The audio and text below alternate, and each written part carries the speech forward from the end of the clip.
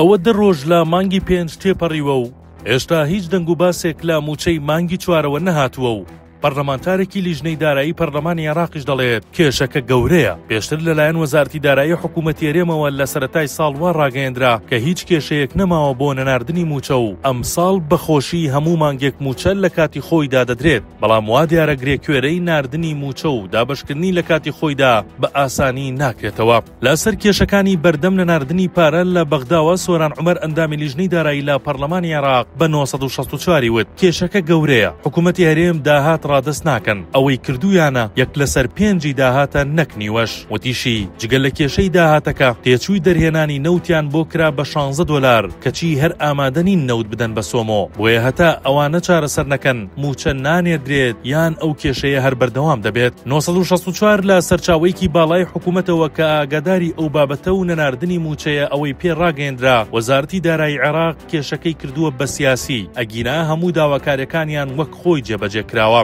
سەرچاوەکە ئاماژەی بەوەش کرد 24 میزانی مراجعە نێردراوە بۆ بەغدا، 22 مانگ داهاتی ناوخۆ نێردراوە و 28 مانگ لیژنەکە لەوێ خۆیان وتویانە هیچ کێشەیەک نییە واتە دەبوو پارەکە بنێرن.